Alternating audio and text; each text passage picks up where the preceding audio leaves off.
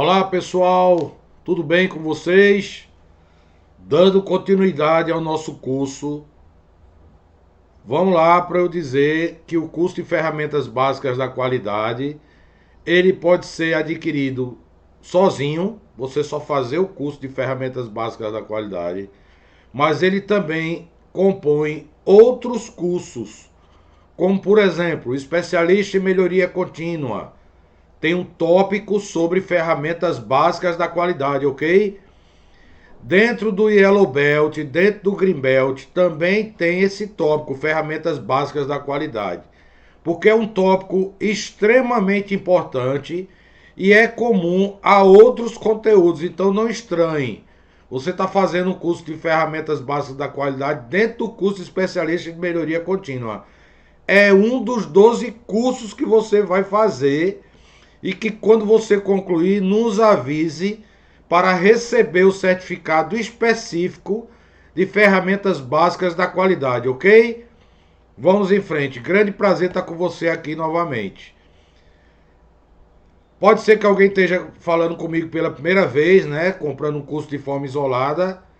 Eu sou sócio-diretor de uma empresa aqui em Recife, expertise, qualificação e consultoria.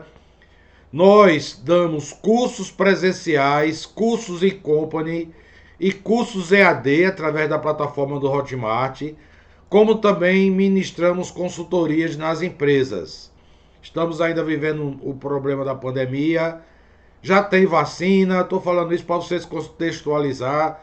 Nós estamos em 2021, mas nem todos ainda foram vacinados, ok? E ainda tem muitas medidas restritivas com relação à aglomeração. Eu venho de uma trajetória longa em fábricas, tá? 30 anos em multinacionais como Philips, Alcoa, Krupp, Skincariol.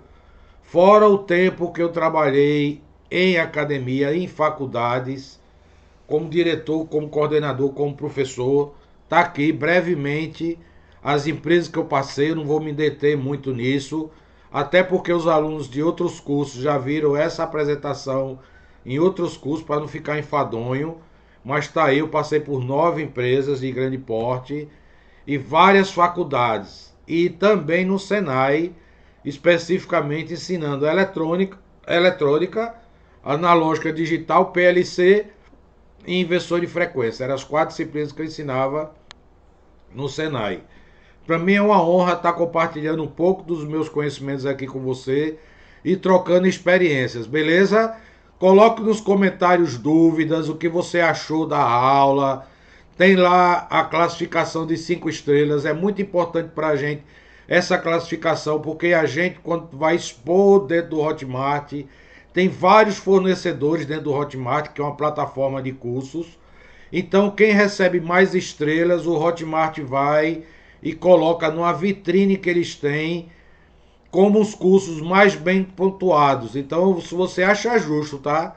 Não quero obrigar você a nada. Se você acha justo, você coloque 5 estrelas. Mas saiba de uma coisa, tá aqui toda a minha dedicação, minha experiência, meus anos de vida dentro de empresas, tanto em fábricas, quanto outros segmentos e quanto no segmento educacional, dando aula a engenheiros, administradores, há vários cursos. No total, eu somo 20 disciplinas que eu já ministrei, beleza?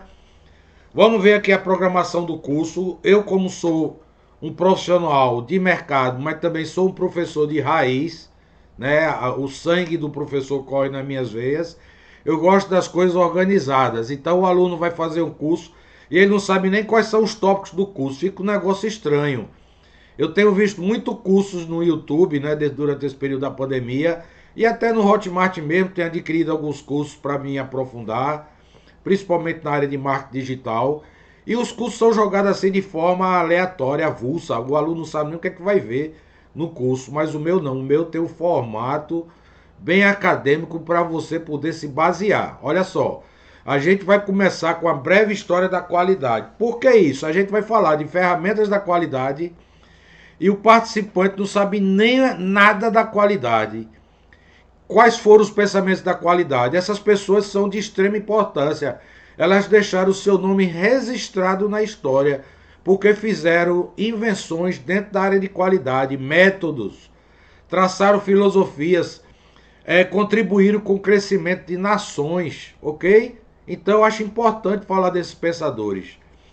Ferramentas básicas da qualidade, geralmente as pessoas chamam esse curso de 7 ferramentas básicas da qualidade, inventada por Kaoru Ishikawa, mas eu quero deixar livre, eu não quero amarrar, engessar, chamar de 7 ferramentas, porque o brainstorming não foi inventado por Kaoru Ishikawa e teoricamente não faz parte das 7 ferramentas, mas é a primeira ferramenta que a gente aprende, senão não desenvolve as demais.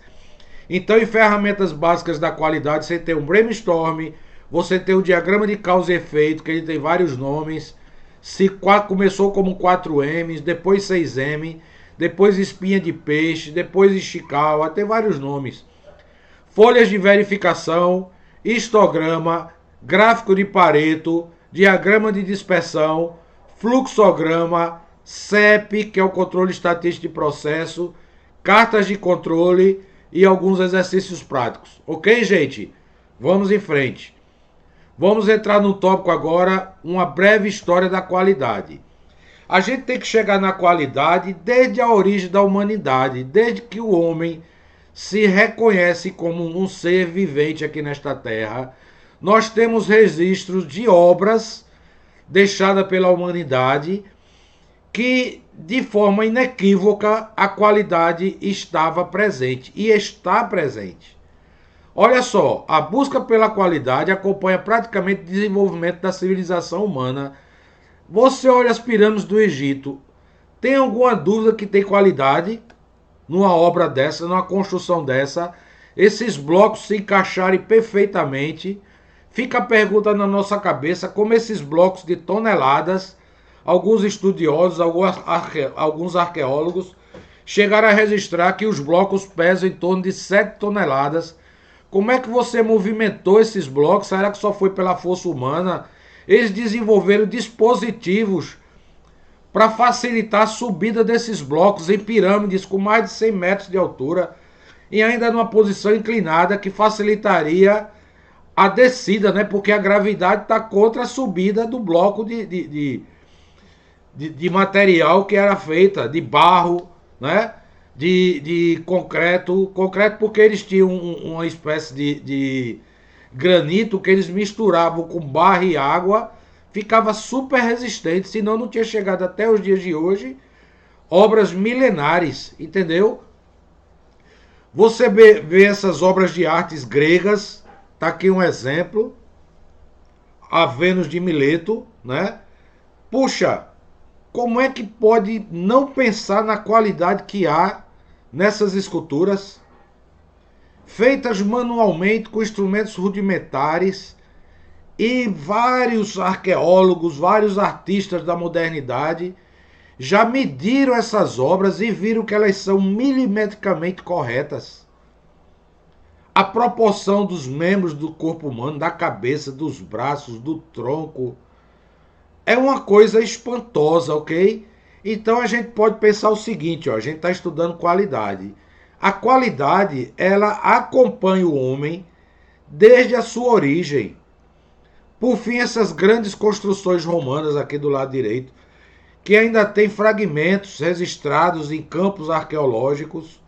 Aqui foi o grande Coliseu de Roma, onde tinha as disputas entre os gladiadores, com bigas, né? Até aquele filme Gladiador, que demonstra bem como é que era esse Coliseu romano. Mas veja a perfeição com que ele foi construído. E eles não tinham a tecnologia que nós temos hoje, né? Por exemplo, hoje nós temos trenas a laser, então eu consigo medir a distância de um muro para o outro com a precisão digital. Naquele tempo ele tinha os instrumentos rudimentares e mesmo assim faziam obras fantásticas. Nós registramos o Código de Hammurabi de 1700 a.C. No artigo 25, parágrafo 227, diz assim, ó: se um construtor edificou uma casa, mas não reforçou seu trabalho, e a casa que construiu caiu e causou a morte do dono da casa, esse construtor será morto. Olha só, 1.700 anos antes de Cristo já existia penalidade para quem fizesse uma edificação e aquela edificação não fosse resistente. Então você vê que já existia um zelo com a segurança do homem, com a segurança da sociedade em relação a construções. O construtor será condenado à morte. Será que ele fazia uma obra pensando na qualidade, pensando na segurança, na resistência? Evidentemente que sim, porque enquanto hoje nem multa é aplicada, a gente sabe aí de casos de edifícios que caíram no Brasil, viadutos que caíram, mataram pessoas, pontes que caíram, mataram pessoas, e até hoje rola na justiça. Naquele tempo, já existia um código muito severo para o construtor que fizesse uma obra e ela não fosse resistente. Eu só estou trazendo aqui esse código de Hammurabi, especificamente, 1.700 anos antes de Cristo, para você entender a importância que se dava à qualidade das obras, das edificações. Não eram feitos de qualquer maneira. Ok, gente? E uma coisa importantíssima que faz parte da nossa história. A qualidade, ela acompanha as revoluções industriais pelas quais nós passamos e ainda estamos passando. Você pode não ser um aluno de engenharia de produção, um aluno de administração, que certamente pagou essa disciplina em administração da produção. Você pode ser um aluno de qualquer área, porque a qualidade ela é aplicada a qualquer área, a qualquer segmento. Você pode ser um médico, você pode ser um psicólogo, um enfermeiro, e está fazendo esse curso de especialista em melhoria contínua, porque o especialista em melhoria contínua, ele atua em todos os segmentos: comércio, serviço, indústria, produção, manutenção, agricultura, consultoria, área financeira. Então você pode nunca ter ouvido falar das revoluções industriais. Mas veja, a história nos registra que a primeira revolução industrial, ela teve marcos significativos que traçam uma linha antes dela e após ela. São marcos disruptivos. A gente chama de disruptivos aquilo que vem quebrando os paradigmas da história, da sociedade em si, de como aquilo influenciou na sociedade, ok? E o primeiro paradigma com relação a um grande avanço tecnológico que houve na sociedade se deu em 1760 com algumas invenções, como por exemplo o tear mecânico, desenvolvido na indústria têxtil. Para você que não sabe, desenvolvido pela Toyota. Hoje é Toyota porque é um fabricante de automóvel, mas naquele tempo se chamava Toyota. Eles eram grandes inventores de teares. Começaram com teares de madeira, depois evoluíram para tear mecânicos. Depois veio a invenção da máquina a vapor, por volta de 1700 a 1765. Foi o tempo de duração do inventor da máquina a vapor, chamado James Watt. Esse inventor, ele revolucionou a produtividade. Por quê? Porque antes as máquinas eram movidas pela força humana ou animal. Era isso mesmo, gente, era manivela. Você está vendo essas manivelas aqui nessa máquina a vapor? As manivelas movimentavam as máquinas. E o que acontece quando as manivelas são movidas pelo ser humano? Há um elemento fundamental nesse movimento, que se chama fadiga. Então o ser humano ele cansava. A fadiga é o cansaço do músculo, a exaustão. O funcionário começava a trabalhar e rapidamente ele estava cansado. E a máquina ia perdendo a produtividade, ia ficando mais lenta ao ponto de parar. Aí revezava. Com a invenção da máquina a vapor, eu tinha uma caldeira queimando madeira. Aquela madeira, logicamente, quando ela incendiava, ela gerava vapor, né, que é o resultante da queima. Aquele vapor era concentrado. Pense numa panela de pressão. Dá para entender tranquilo como funciona uma máquina de vapor. A panela de pressão, quando a temperatura interna passa de 99 graus, o que acontece com a água? Ela entra em ebulição. E acontece o que com aquela válvulazinha que tem em cima da panela de pressão? Ela começa a fazer uma zoada, ela começa a girar para alarmar a cozinheiro, o cozinheiro, que aquele produto está fervendo. A máquina a vapor nada mais é do que uma panela de pressão gigante. Só que esse vapor ele é canalizado. Ele sai em alta velocidade, em alta pressão e em alta temperatura. Não pense em botar sua mão na frente daquele vapor da panela de pressão, que você vai se queimar, ok? Então aquele vapor nas tubulações das fábricas gerava um movimento. Esse vapor gerava um movimento muito mais rápido do que o movimento gerado pelo ser humano ou por animal. A gente tem registro da história de cavalos movimentando grandes rodas, ligando umas a outras através de correias feitas de couro, né, de animal também, que uma polia movimentava outra polia, que movimentava outra polia, mas a força do animal também era limitada. Daí veio-se o termo HP, que até hoje alguns motores elétricos eles são descritos na sua tabela de descrição de potência HP, que é o quê? Que é a sigla de horsepower, o poder do cavalo. Estima-se que o cavalo tem a força de 42 seres humanos. Então imagine a força de um cavalo, né? Movimentando uma correia, uma roldana, uma moenda, né? Fazendo farinha. Mas o bichinho também cansava, beleza? E com a invenção da máquina a vapor, houve uma mudança significativa nos meios de produção. E essa revolução gerou consequências sociológicas. Que consequências foram essas? O homem, antes, ele tinha o trabalho puramente artesanal. As cidades eram desabitadas.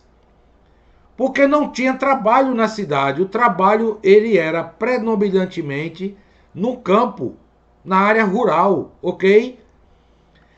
Com a Revolução Industrial, houve uma migração das pessoas do campo para as cidades, porque foi criado uma força de trabalho que antes não tinha, que era o trabalho remunerado, ok? Então começaram a se instalarem fábricas nas cidades, atraindo a mão de obra do campo. E essas fábricas se espalharam e daí começaram a surgir as cidades. E para que a mercadoria fosse transportada, começaram a ser construídas estradas. Então houve uma reação em cadeia. A invenção da máquina a vapor trouxe um desenvolvimento tecnológico espantoso para a história do ser humano. Porque uma das máquinas a vapor criadas com grande repercussão foi o trem a vapor, como você está vendo aí do seu lado esquerdo, essa figura. Imagine que antes o transporte das mercadorias eram feitos por carroças puxadas por animais ou por pessoas no próprio cavalo, né? O tempo que ele passava para se deslocar de uma cidade para outra. Então você há de convir que a instalação de indústrias nas cidades gerou a aproximação das cidades, não por questão geográfica, aproximação física, e sim pela velocidade de locomoção entre uma cidade e outra, porque começaram a ser construídas estradas de ferro. Veja o desenvolvimento do mundo. Estradas de ferro também atraiu mão de obra para essas construções. As grandes empresas de ferrovias atraíam mão de obra para a construção de trens, tanto de passageiros quanto de cargas. E aí começou a haver uma reação em cadeia. Constrói cidades, constrói fábricas, atrai mão de obra, a fábrica tem que mandar sua mercadoria para outra cidade, constrói estrada de ferro, aí entra o empresário que constrói o trem, aí para facilitar o transporte marítimo, foram construídos navios a vapor, movimentados também com a energia proveniente da caldeira, Com isso instalaram-se as grandes empresas de navegação. Tudo isso aproximaram-se os continentes, porque o mar era um obstáculo na aproximação dos continentes, porque você fazer uma viagem de um navio a remo ou a vela eram viagens que duravam meses. E a partir do momento que foi construído navios a vapor, evidentemente esse tempo dessa viagem foi reduzida. Tá vendo que a gente está falando de qualidade relacionada com a história da evolução humana, gente. Agora pensa comigo, em todas essas obras, em todas essas construções, a qualidade tinha que estar presente, porque senão haveria muito desperdício de tempo e de matéria-prima. Você deve entender que essas máquinas eram feitas de metais ferrosos. Eu ainda vou chegar na era do aço, ok? Já já você vai entender a era do aço. E olhe só uma transformação que eu faço questão de falar. Eu, como ensino gestão da qualidade total nos cursos de graduação para engenheiros, e são disciplinas de 60, de 80 horas, 2 semestres, tem muita história para contar a esse respeito, mas eu dou uma resumida aqui. Veja bem, raciocine comigo. O homem do campo, ele não tinha necessidade de muitas roupas. Os historiadores registraram isso da história. Eu tenho até livros aqui falando da história, certo? Tá aqui, ó. Vários livros. Aqui tem administração da produção e operações. Aqui tem outro de administração da produção. Aqui tem outro, ó. Chavenato administração, administração estratégica.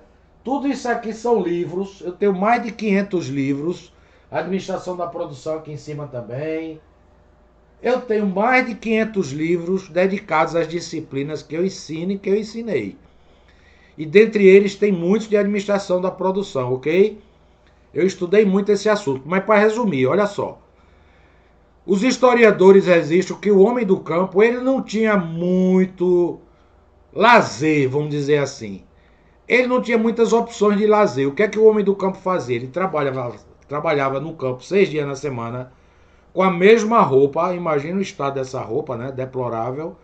E ele tinha uma roupa que ele trocava para ir para a missa. As religiões já existiam na face da terra. Existia o catolicismo muito forte no Brasil, mas depois de 1500 também as religiões ditas da Revolução Calvinista geraram muitas igrejas evangélicas, que hoje a gente chama evangélicas, né? Os anglicanos, os batistas. E aí o homem do campo, ele trabalhava 6 dias e no sétimo, que até a Bíblia diz que o sétimo dia é do Senhor. E ele tinha aquela segunda roupinha para ir para a missa. Eu estou falando de uma transformação, porque esse setor que eu vou falar aqui é um setor que mudou a face da história da humanidade. O setor têxtil. Durante centenas de anos, o setor têxtil foi o setor de mais amplo desenvolvimento na humanidade, gente. E tiveram vários inventores dedicados a esse setor. Um deles desenvolveu uma máquina que ela ficou consagrada mundialmente, que era debulhadora de algodão. Só para você entender a importância dessa máquina. O homem, quando saiu do campo que veio para a cidade, ele começou a adquirir outros bens, porque esses bens passaram a ser manufaturados, passaram a ser fabricados em grande escala. Então o custo dele diminuiu. E dentre esses bens você tem sapato, você tem roupa. Então a indústria têxtil cresceu numa velocidade espantosa. A maior matéria-prima da indústria têxtil nessa época era o algodão. Só que o algodão, pela sua própria natureza, ele tem um inconveniente. Ele tem a semente que fica no interior do algodão. E para você desfiar o capucho de algodão, pense, você tirou da terra, da plantação, o algodão. Está aqui a imagem de um capucho de algodão, ele está cheio de semente. Tinham vários operários, homens e mulheres, tirando a semente do algodão. Para quê? Para aquele capucho de algodão, falando no popular, né? se transformar no novelo de linha. E essa operação demorava muito. Por incrível que pareça, a história registrou a invenção que revolucionou esse processo, porque tornou esse processo mais ágil, mais rápido, que foi a ceifadora mecânica, que fazia a colheita do algodão no campo, não existia, era feita manualmente um a um. E o debulhador do algodão, que era o quê? Tirar a semente. Você já imaginou a velocidade com que agora se construía um novelo de algodão? Veja aí qualquer vídeo no YouTube que você vai ver. Então isso também fez com que a indústria têxtil aumentasse a sua produtividade, porque de um lado eu tenho a máquina a vapor movimentando as máquinas de TA, que é fazer o entrançado, né, do tecido, e do outro lado eu tinha duas máquinas, uma fazendo a colheita do algodão e a outra tirando a semente do algodão. Entenderam, gente? Eu dei aqui uma estendida um pouco mais nessa primeira revolução industrial, porque ela é um marco significativo. Observe um detalhe. Quanto tempo durou a história da humanidade até a primeira revolução industrial? Muita gente não para pensar nisso, mas eu te adianto aqui.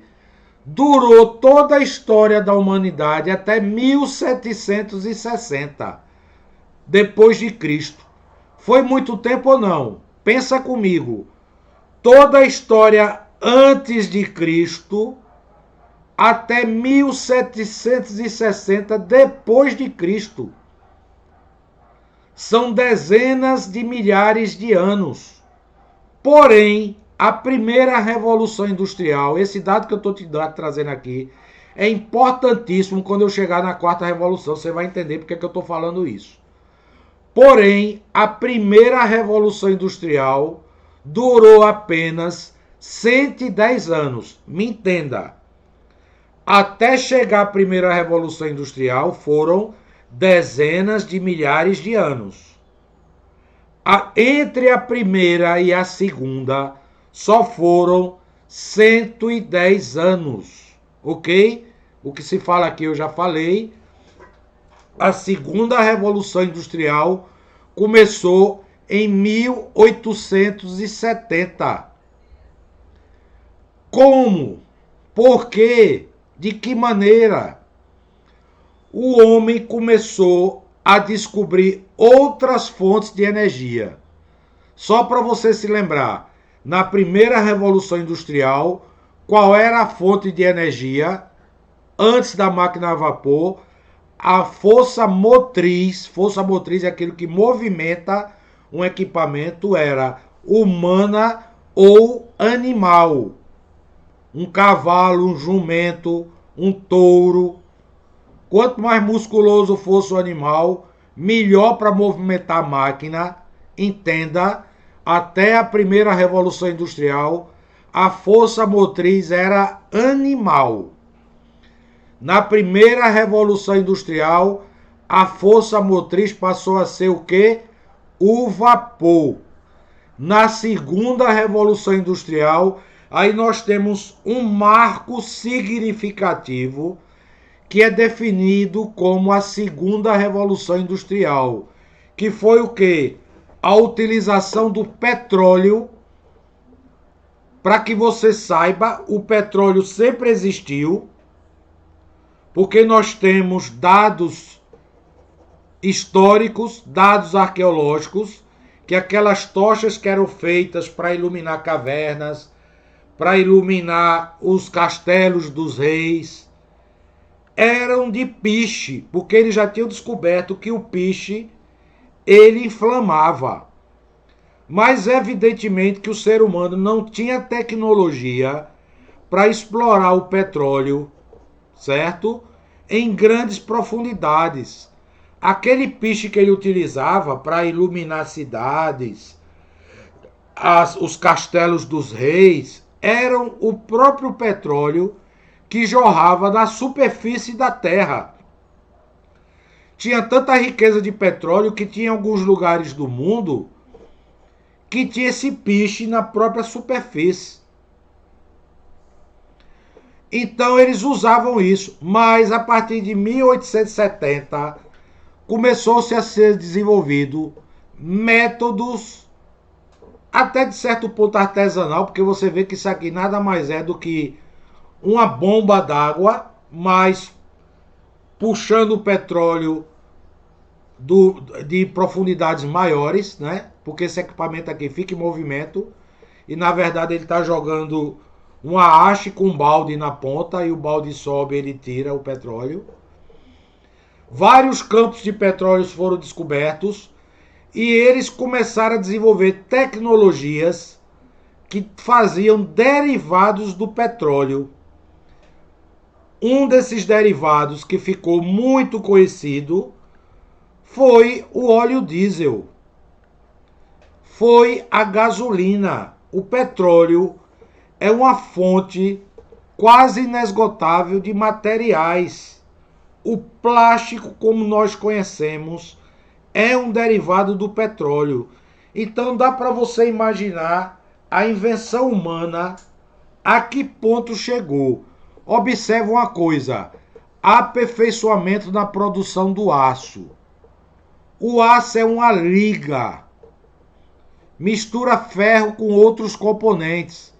Mas na primeira revolução industrial, você não tinha desenvolvimento tecnológico para produzir o aço. Então os equipamentos eram de ferro. E o que acontecia com os equipamentos de ferro? Mais uma vez eu estou trazendo um registro da história que é significativo. Eles quebravam com muita facilidade porque eles estavam sujeitos à oxidação, ao ferrugem. E as máquinas produzidas de ferro tinham que ter funcionários o tempo todo lubrificando, colocando óleo, para que elas não travassem, mas mesmo assim elas enferrujavam.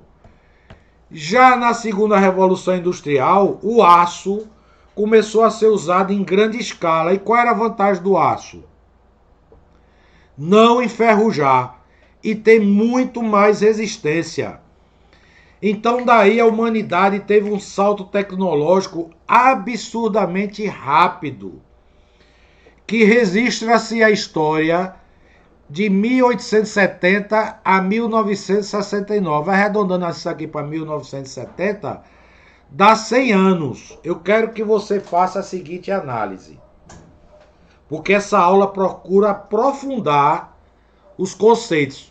Imagine, você está fazendo um curso de especialista em melhoria contínua. Você quer saber muito de qualidade. Isso faz parte da história da qualidade, ok, minha gente? Por isso que eu estou aprofundando. Quem adquire o curso Ferramentas Básicas da Qualidade também não quer um curso de 10 minutos como tem no YouTube. Por isso que eu estou aprofundando. Eu conheço muito da história da qualidade, então estou aprofundando. Presta atenção. A primeira revolução industrial data de dezenas de milhares de anos até 1870. A segunda revolução industrial só durou 100 anos e ela teve grandes marcos. Você está vendo aqui a lâmpada elétrica. Thomas Edison inventou a lâmpada elétrica. Não pense que foi no passe de mágica. Os livros de histórias retratam, narram que ele tentou mais de 2.000 vezes até ter uma lâmpada elétrica funcional.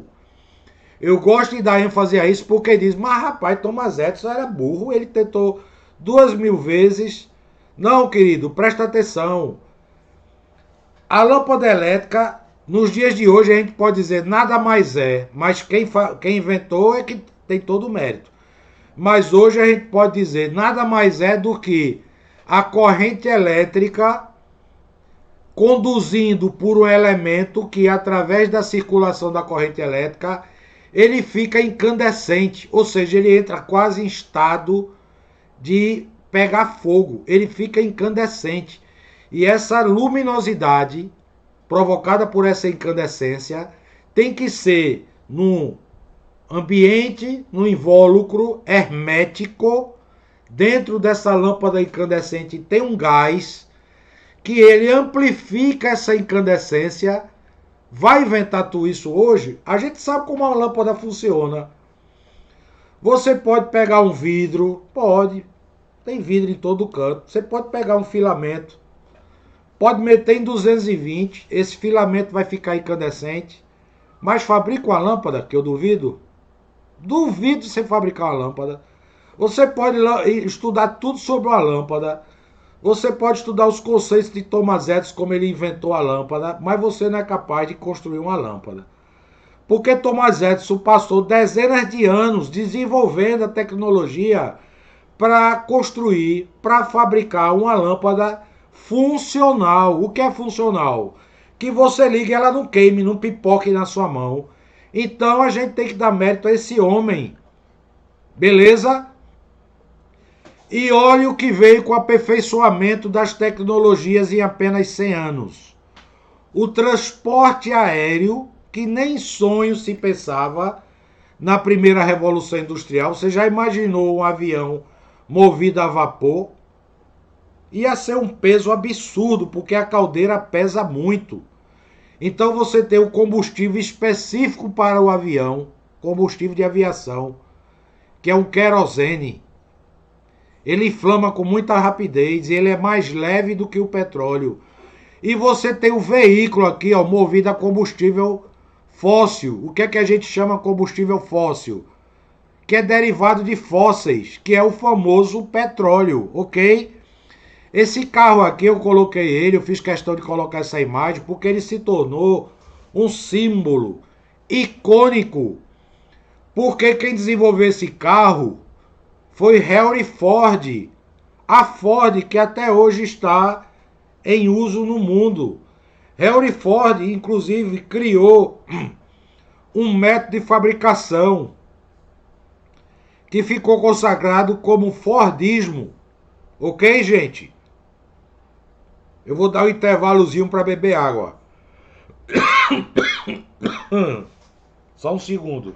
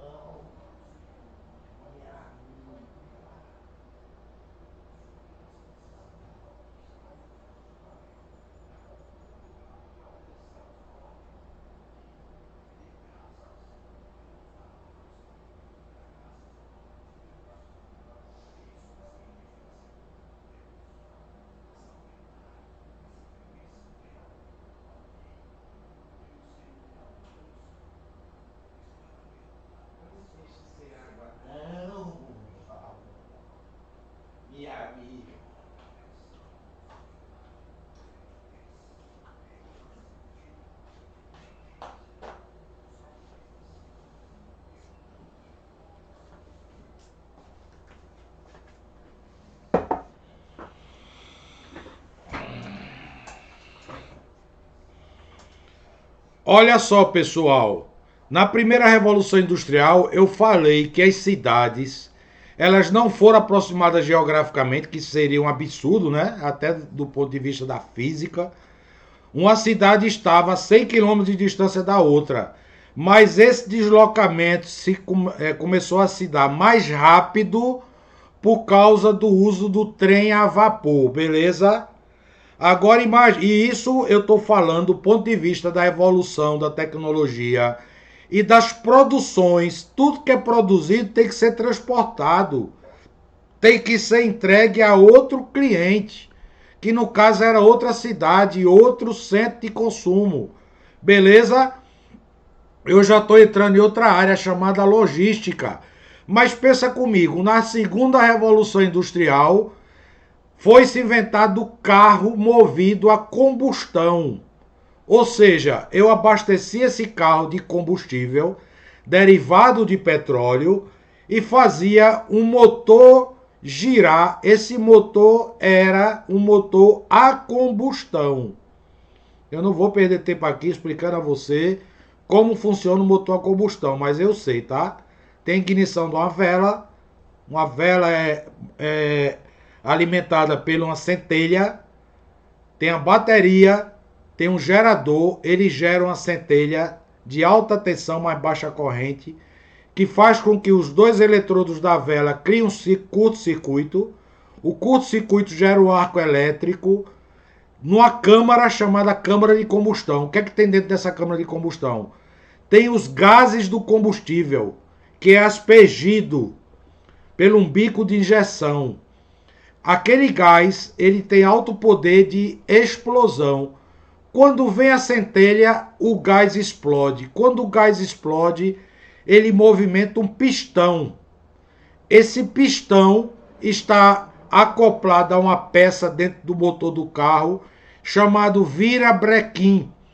Então esse virabrequim é como várias roldanas, uma para cima, outra para baixo, uma para cima, outra para baixo. Esse movimento, ele gera um movimento circular que chegam nas rodas, fazem com que o carro se movimente. Falando de forma rudimentar, eu podia até botar um vídeo aqui do funcionamento do motor para ilustrar, tá? Esse momento eu vou botar para você aqui como brinde, não tem nenhum problema, um videozinho no YouTube de como funciona um motor a combustão. Aí você vai entender que aquelas cidades que estavam a 100 km de distância uma da outra, ela continua a ser 100 km de distância. Mas o tempo que a cidade que mandava mercadoria levava para a mercadoria chegar na outra cidade foi bastante reduzido. Primeiro pelo trem, mas depois por automóveis, por caminhões. Você já imaginou? Quando você diminui o tempo de deslocamento, você consegue levar mercadorias mais longe. E assim as cidades foram crescendo. Eu moro em Pernambuco, na cidade de Recife. Você sabe quantos municípios tem aqui em Pernambuco? Mais de 180. O município mais longe que tem aqui em Pernambuco se chama Petrolina. São 890 quilômetros. Você já imaginou o tempo que uma carroça passava para sair de Recife para chegar a Petrolina? Aí raciocina comigo, tinha como Petrolina evoluir, crescer, se desenvolver? Lógico que não. A partir do momento que eu boto um veículo movido a combustível fóssil, levando a mercadoria até Petrolina, evidentemente que essa mercadoria vai chegar lá mais rápido. E Petrolina começou a crescer. Hoje em dia é um dos grandes polos de desenvolvimento de Pernambuco. E a cidade mais longe de Recife se chama Petrolina. Ok? Tem até aeroporto, as pessoas vão de avião para Petrolina. Agora presta atenção, eu falei que a primeira revolução industrial durou a história da humanidade até 1860. Até 1760. E agora a segunda revolução industrial durou 100 anos. 1969. O que será que aconteceu em 1969? Iniciou-se a terceira revolução industrial. A terceira revolução industrial.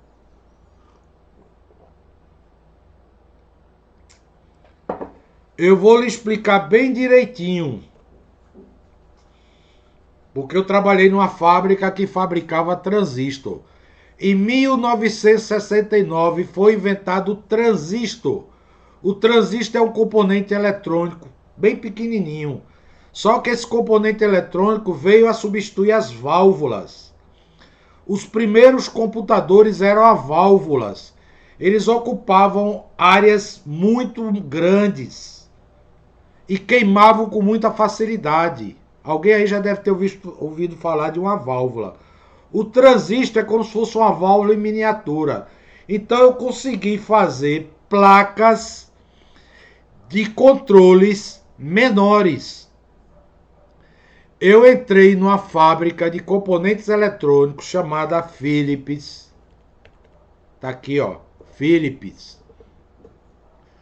Fabricando esses componentes aqui, ó, chamados circuitos integrados. Mas nesta placa eu também tenho outros componentes. Eu tenho resistores, capacitores, transistores. Só que isso aqui já é uma nova era de integração, chamada integração em larga escala, onde os componentes são montados em superfície, então eles recebem o nome SMD. Surface, que é superfície em inglês, Surface Mounted, ou seja, montado, Device. Device é dispositivo em inglês. Então, dispositivo por montagem em superfície. Eu trabalhei nessa fábrica durante 9 anos. Então, eu passei pela segunda revolução industrial, porque eu convivi 9 anos com essa segunda revolução industrial.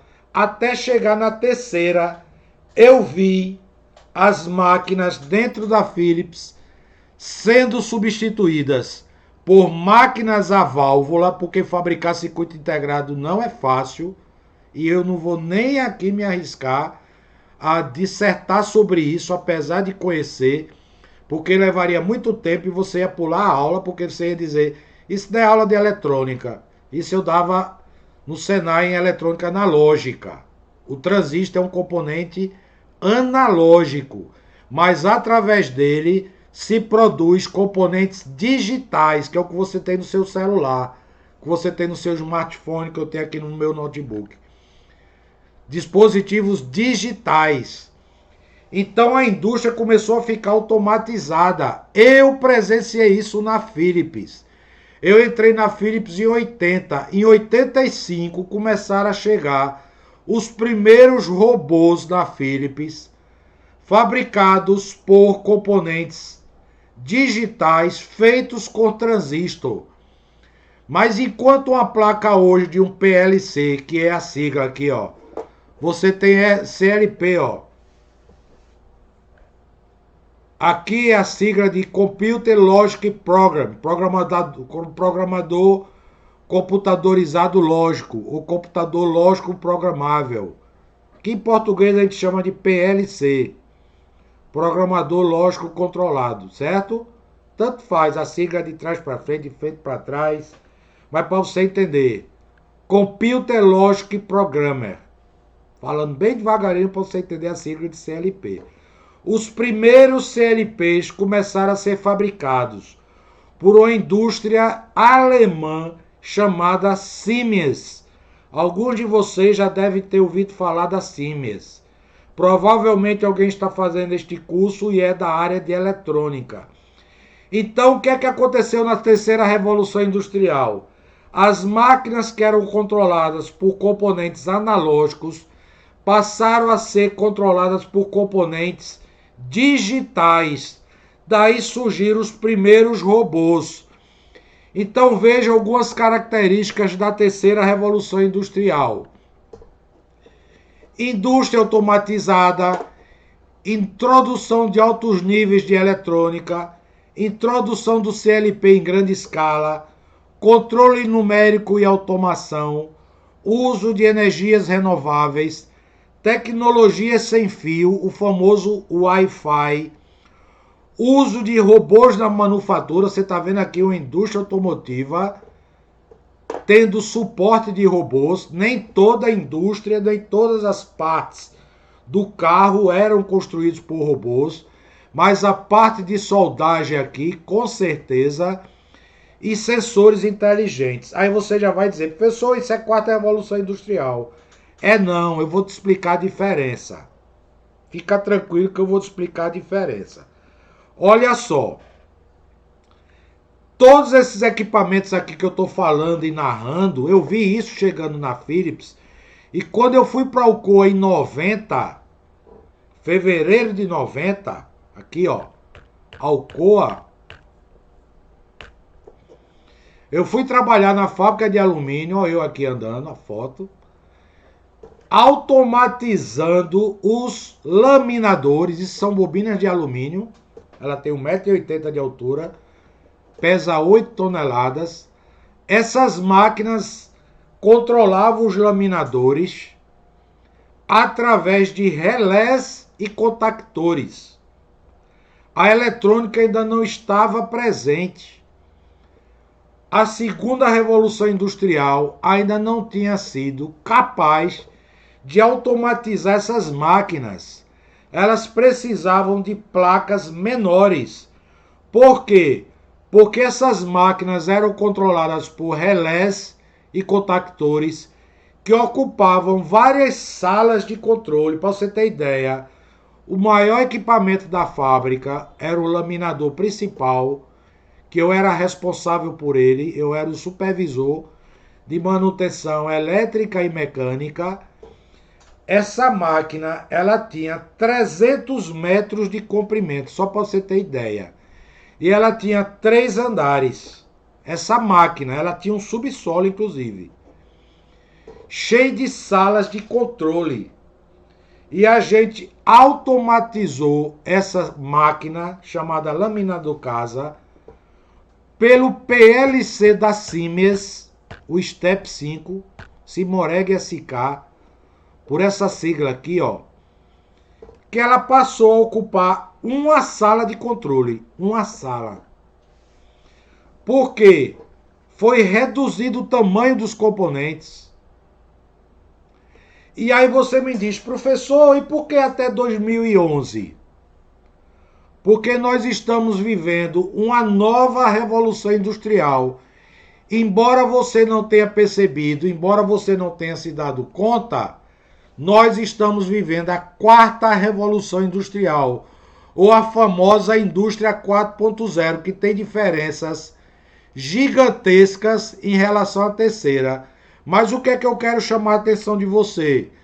Enquanto o homem passou a vida toda até 1760 para chegar na primeira revolução industrial, que só durou 110 anos, a segunda só durou 100 anos, ou seja, o tempo entre uma revolução e outra está diminuindo. A terceira revolução industrial durou meros 40 anos, de 1970 a 2011, 40 anos. Não foi menor o tempo da terceira revolução industrial, porque nós já estamos na 4ª. Em 2012, houve um congresso da OCDE, que é a Organização para o Comércio e Desenvolvimento da Economia, numa cidade da Suíça chamada Davos, em Davos, na Suíça. O congresso da OCDE, o presidente da OCDE se chama Klaus Schwab. Ele escreveu um livro, A 4ª Revolução Industrial. Deixa eu ver se ele está aqui. Rapidinho, para não perder tempo. Aqui, ó. Ainda bem que eu tenho o livro aqui para lhe mostrar. A 4ª Revolução Industrial. Klaus Schwab. Estão vendo aqui? Esse livrozinho fala... Tá escrito aqui, ó. É a mesma coisa que eu tá na sala de aula, tá certo?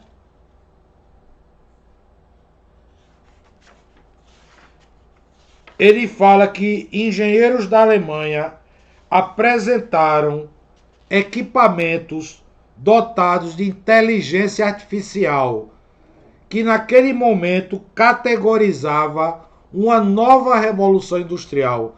Até a terceira revolução industrial eu tinha robôs, mas eles não eram dotados de inteligência artificial. A inteligência artificial, gente, é uma característica interessante.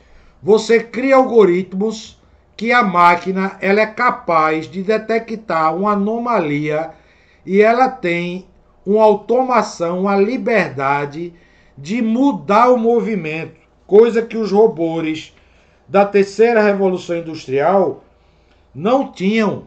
Estão me entendendo? Aqui, ó. Capítulo 1, a 4ª revolução industrial. Eu aconselho vocês a adquirir esse livro. Ele é baratinho, tá certo? Ele é fino, tá vendo? Mas ele vai abrir seus olhos. Depois eu comprei outro, ó. Indústria 4.0, Fundamentos, Perspectivas e Aplicações.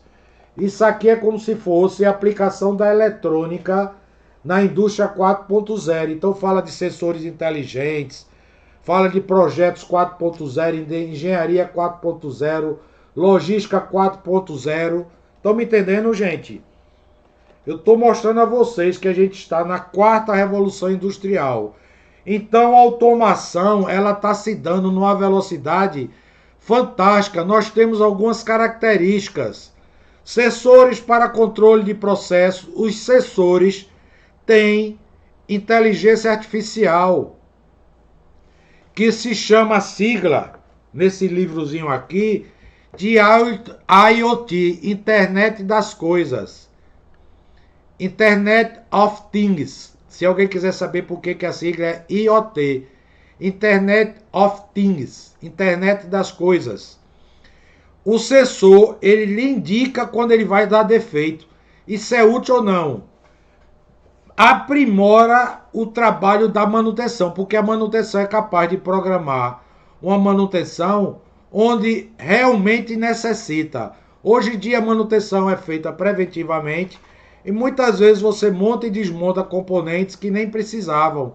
Aí você está desperdiçando um tempo precioso, porque tempo de manutenção preventiva é um tempo precioso, que existe até fábricas que não gostam de parar as máquinas para manutenção preventiva. A gente está falando aqui de melhoria contínua, então a manutenção preventiva é uma das ferramentas fortemente utilizada no TPM, que é uma ferramenta do sistema Toyota de produção, para manter as máquinas funcionando mais tempo possível, ok? Aí continuando aqui com as tecnologias da quarta revolução industrial. Você tem automação digital com sensores com identificação de produtos, condições operacionais e linhas flexíveis, ou seja, as linhas mudam com muita rapidez. Eu trabalhei em indústria de bebidas em que quando estava sendo feito um produto, por exemplo, de 500 ml, refrigerante, que ia trocar para 2 litros, era quase um dia todo, fazendo o quê? O que a gente chama de setup.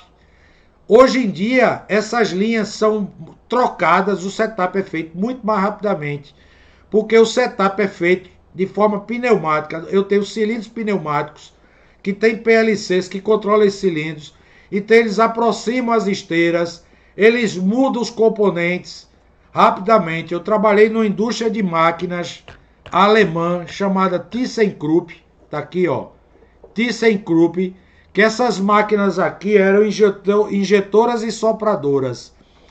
Faziam garrafas que elas já eram dotadas de dispositivos que a gente chama Quick Change. Quick Change em inglês quer dizer troca rápida. Os moldes trocavam rapidamente, o que antes levavam 8 horas para trocar o molde era magnetizado. Então eu desmagnetizava a placa do molde, tirava o molde, por exemplo, de uma garrafa de 2 litros e trocava por um molde de uma garrafa de 600 ml, 500 ml, 250 ml. Você sabe aquela garrafa de refrigerante pequenininha? Trocava com muita rapidez, assim como o molde da injetora. Um molde magnético. Depois as injetoras começaram a serem feitas com molde que nem precisa trocar, porque o molde é um cubo, ele tem várias faces. Então basta eu apertar um botão e eu mudo a face do molde e já começa a injetar pré-formas para uma garrafa de tamanho diferente. Não é fantástico isso, gente? Isso é quarta revolução industrial, é outro conceito. Outra característica, sistemas integrados de engenharia para desenvolvimento e manufatura de produtos. Dentre eles a impressora 3D. Qual é a vantagem da impressora 3D? A maioria dos componentes que eu tenho que fazer a troca quando quebra algum componente mecânico na empresa, eu tenho que mandar confeccionar esse componente numa empresa que a gente chama usinagem, onde tem torno, fresa, plaina, eletroerosão, máquinas de diversos tipos, para fazer um trabalho artesanal no aço. Ou então eu ter essa peça no meu almoxarifado, que eu chamo de spare parts, peças reservas. Então meu almoxarifado vai ter um alto custo, porque eu vou precisar de muitos componentes no almoxarifado. Presta atenção, com a impressora 3D, eu posso confeccionar uma peça que eu preciso de forma muito rápida, ok? Só é entrar com o programa. Então as impressoras 3D, elas fazem parte de uma nova revolução industrial. Muito em breve você vai ter impressora 3D na sua empresa. Olhe lá se você já não tem. Se você tiver uma impressora 3D na sua empresa, por favor, deixe nos comentários que eu gostaria de saber. E um dos últimos tópicos da quarta revolução industrial, tem muitos tópicos nesse livro. Eu tenho um curso aqui no Hotmart, na mesma plataforma que você está fazendo esse curso, de Indústria 4.0. Se você tiver interesse, eu libero ele para você gratuitamente. Só é deixar nos comentários, ok? Me entenderam? Vai provar que você chegou nesse ponto da aula. Quando eu falo de quarta revolução industrial, eu estou dizendo aqui no vídeo, na aula, que se você tiver interesse, eu libero o curso de Indústria 4.0 para você por apenas R$1. Por quê? Porque na plataforma do Hotmart não existe curso de menos de R$1. Então, eu digo que é de graça, mas R$1 é praticamente de graça. Você não compra nada com R$1. É só para eu fazer a liberação na plataforma para você, ok, minha gente? O curso Indústria 4.0. E por último, simulações e análise de modelos virtuais, como elementos finitos, fluidodinâmica computacional e entre outros, para projeto e comissionamento. Vamos dar continuidade, gente. No nosso curso, nós estamos falando de ferramentas da qualidade. E a gente conclui aí a breve história da qualidade. Mas nós agora vamos entrar nos pensadores da qualidade, ok?